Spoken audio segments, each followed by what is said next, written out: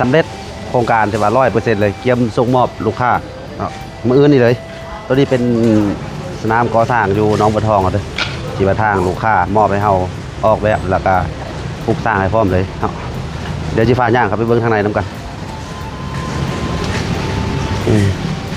ที่แม่หมู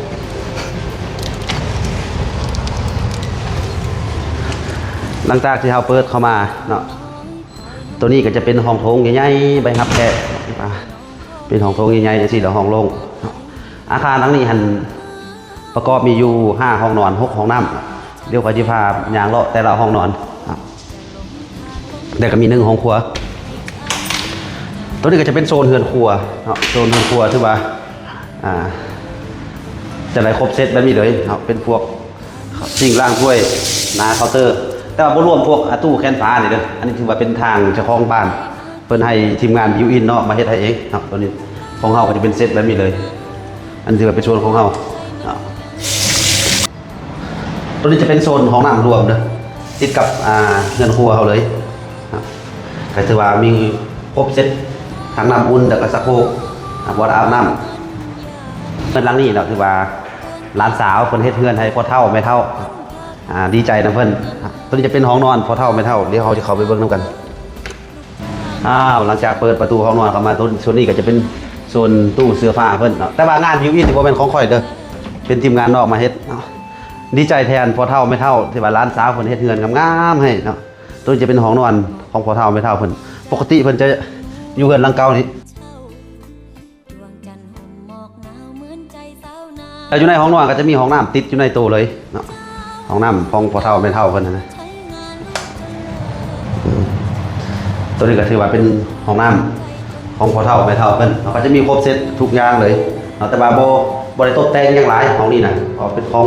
พอตู้แม่ตู้เดี๋ยวก็สิพาย่างขึ้นไปเบิ่งชั้น2เนาะ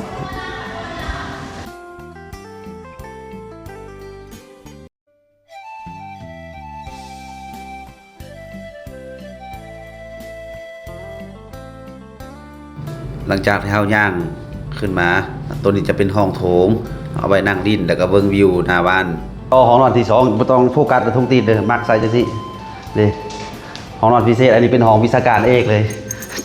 เป็นห้องเจ้าของบ้านเพิ่นเลยหลังจากที่เฮาใครเข้ามาก็คือเก่าครับ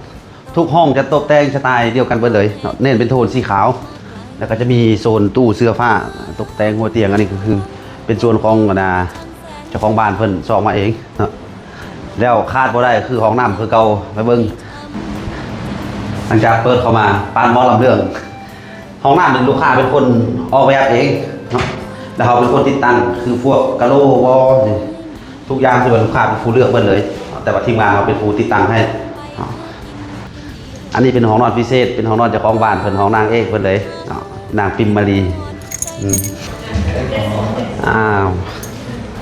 หลังจากที่เปิดประตูเข้ามาก็จะเห็นโทนสีขาวเบิดเลยเพราะว่าเฮือนหลังนี้เขาจะเน้นเป็นโทนสีขาวสีทาบ้านกับลูกค้าเป็นคนเลือกเลยแล้วอันนี้ก็จะเป็นตู้เสื้อผ้าเป็นงานบิวอินก็เป็นส่วนของเจ้าของบ้านซ่อมมาเองบ่เป็นเบียบของเขาแต่ว่าลูกค้าเป็นซ่อมเองแล้วสิ่งที่พิเศษคือห้องน้ำผู้หญิงถือว่ามากความสวยความงามที่สุดเลยบ่ฮู้ว่าเป็นอย่างกับห้องน้ำเดี๋ยวก็สิพาเขาไปเบิ่งป้าเป็นคนเลือกเบิดเลยทางภายในแต่ว่าเขาเป็นคนติดตั้งบัสรุสุขภัณฑ์ทุกอย่างคือลูกค้าเป็นผู้เลือกแต่ว่าทีมงานเราเป็นผู้ติดตั้งขอบใจลูกค้าเนาะที่ว่าเชื่อมั่นทีมงานขวัญใจของพวกเราจังได้กะยาเนาะขอฝากผลงานไว้ในใจไว้ในความทรงจำลูกค้าตลอดไปท่านใดที่ต้องการอยากออกแบบเฮือนเนาะอยากปลูกเฮือนหรือว่าอยากเฮ็ดกิจการเกี่ยวกับก่อสร้างหรือว่าสามารถทักมาปรึกษาทีมงานพวกเราได้